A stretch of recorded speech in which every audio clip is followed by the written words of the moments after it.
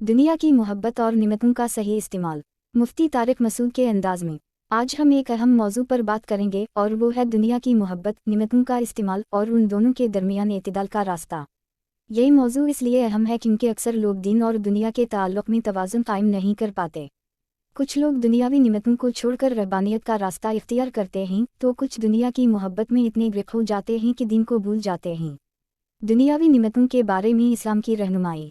इस्लाम हमें दुनिया की मोहब्बत से मना करता है, लेकिन इसका मतलब ये नहीं कि जायज़ चीज़ों से लुत्फ़अंदोज़ होना हराम है। अल्लाह ताला ने कुरान मजीद में फरमाया, तर्जुमा, और दुनिया में से अपना हिस्सा ना भूलो। ये आयत हमें बताती है कि दुनियावी ज़िंदगी की चीज़ों को भी इस्तेमाल करना है, लेकिन अल्लाह की इताअत और आखिरत की तैयारी को मुक़द्दम रखना है। नबी करीम सल्लल्लाहु अलैहि वसल्लम का सबक। नबी करीम सल्लल्लाहु अलैहि वसल्लम की हदीस मुबारका है। तर्जुमा, अल्लाह पसंद करता है कि इसकी दी हुई निमतों के असरात बंदे पर ज़ाहिर हों। इस हदीस की वजाहत में उलमा फरमाते हैं कि अगर अल्लाह ने किसी को माल व दौलत दी है तो उसके असरात उसकी ज़िंदगी में नज़र आने चाहिए। अच्छे कपड़े पहनें, साफ़ सुथरा रहें और निमतों को अपने अहल व इयाल पर खर्च करें। एक वाक़या, सहाबी का परागनदा हाल।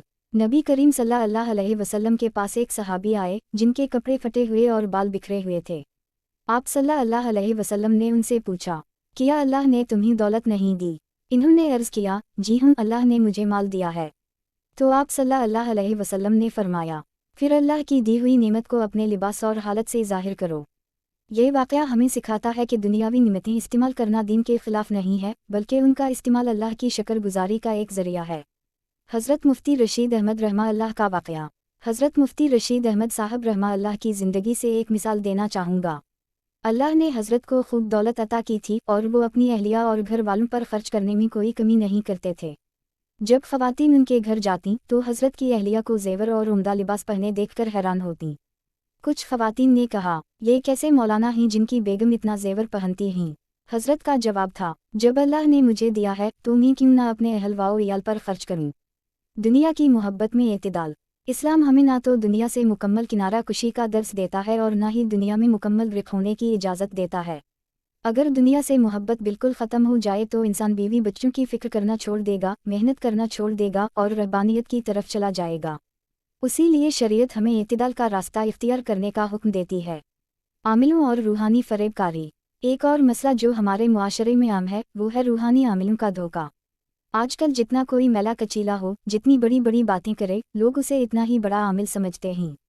वो दावा करते हैं कि हम आपके हमजाद से बात कर रहे हैं या मुअक्कल हमारे कब्ज़े में है, लेकिन हकीकत यह है कि ये सब एक्टिंग है। कुरान व सुन्नत में कहीं भी इस बात का जिक्र नहीं मिलता कि कोई इंसान जन्नत को काबू करके मसाइल हल करेगा। नबी करीम सल्लल्लाहु अलैहि वसल्लम ने फरमाया कि हर इंसान के साथ एक शैतान और एक फ़रिश्ता होता है। शैतान बुराई की तरफ राग़िब करता है और फ़रिश्ता नेकी की तरफ। लेकिन इसका मतलब ये नहीं कि ये आमिलों के काबू में होते हैं। शादीशुदा ज़िंदगी में बीवी की अहमियत।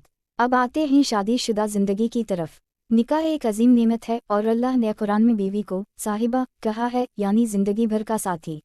बाज़ लोग शादी के बाद बीवी को छोड़कर दूसरे शहरों या ममालिक में काम के लिए चले जाते हैं। ये शरीयत की रूह के ख़िलाफ़ है। हज़रत मुफ्ती तारिक मसूद साहब अक्सर कहते हैं, जब अल्लाह ने बीवी को तुम्हारा साथी बनाया है तो उसे अपने साथ रखो। वो तुम्हारी ज़िंदगी का हिस्सा है और तुम्हारी ज़िम्मेदारी है। नतीजा, दुनिया और दीन का तवाज़ुन। इस्लाम हमें सिखाता है कि दुनियावी निमतों का इस्तेमाल करें, लेकिन अल्लाह को याद रखें। दुनिया की मोहब्बत में एतदाल रखें और अपनी ज़िंदगी को आखिरत के लिए तैयार करें। अल्लाह की दी हुई निमतों पर शुक्र अदा करें और इन्हीं सही रास्ते पर खर्च करें।